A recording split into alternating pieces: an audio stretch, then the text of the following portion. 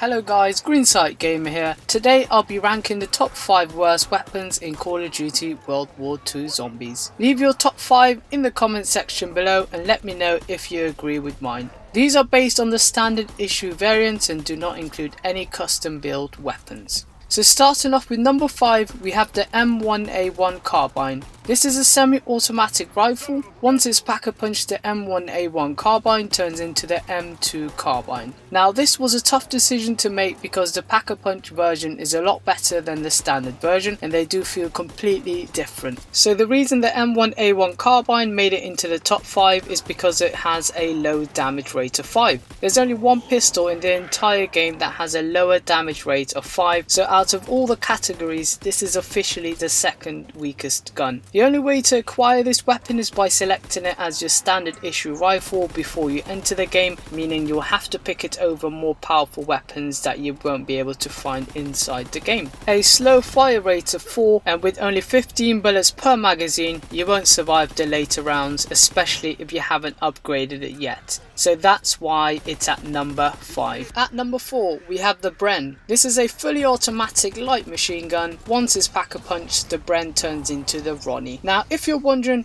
why is this LMG in the top 5 worst guns, let me explain. First of all, it's the slower in firing weapon in all classes except the sniper class. So all the shotguns, LMGs, SMGs, assault rifles and pistols all have a better fire rate, including one sniper too. With a fire rate of only 3, you'll be left with a huge disadvantage in the later rounds when the zombies start to speed up. Now that's not the only thing. The ammo capacity is only 30 per magazine when it's not pack-a-punch, so you'll be left consistently reloading, and compared to all the other LMGs and SMGs, there are plenty of guns that have more ammo in one magazine. Once it's pack-a-punch into the Ronnie, the ammo capacity does increase to 100 per magazine. However, if you have noticed, the reload time on this gun is very slow indeed. Without any perks, this gun can be a nightmare and you wouldn't want to be stuck in a corner reloading this weapon. Mobility wise, it does slow you down, however you can get the speed and stamina perk as a solution to that problem. Lastly, the design of this weapon also has its disadvantages when playing zombies. The large magazine on top of the gun can be a huge blind spot. Zombies can pop out of nowhere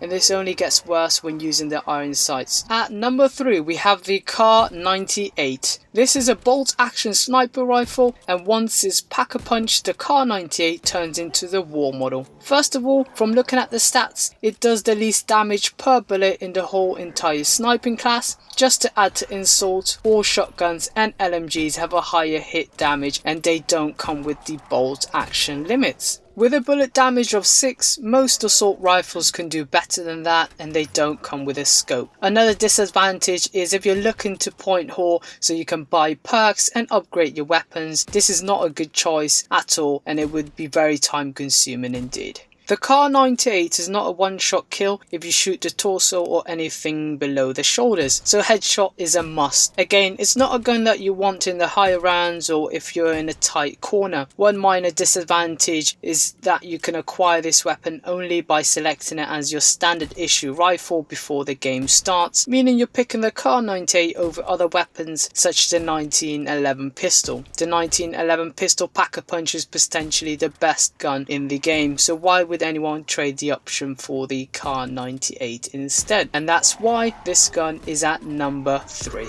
At number 2 we have the P08. This is a semi-automatic pistol and once it's pack-a-punch, the P08 turns into the GI Souvenir. First of all, the way to acquire this gun is by selecting it as your standard issue rifle again before the game begins of course. So from the start you're left with choosing the P08 pistol over the 911 again or even the sawed-off shotgun, which isn't a great start to the game, especially if you're looking to make it to the higher rounds. From looking at the stats, it has the lowest damage per bullet in the entire game. You won't find any gun that's weaker than this one anywhere else. You might think, well, it's only a pistol, but compared to the machine pistol, which is fully automatic and has a higher damage rate, you already have a better option for a pistol. The later rounds really do take a toll on this weapon, so because of its low damage rate, I ranked it at number 2. And at number 1 we have the STV-40. This is a semi-automatic rifle, and once it's pack-a-punch, the STV-40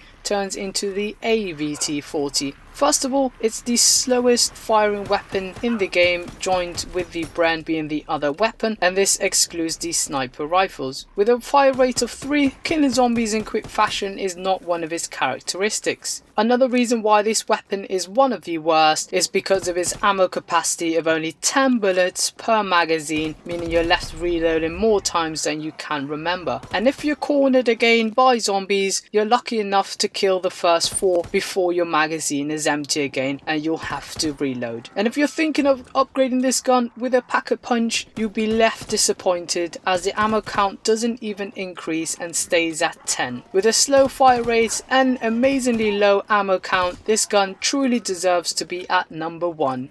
So that's your worst gun in the game. So there you have it, your top 5 worst guns in Call of Duty Zombies. Be sure to subscribe for more content, leave a rating, and I'll see you in the next video. Peace.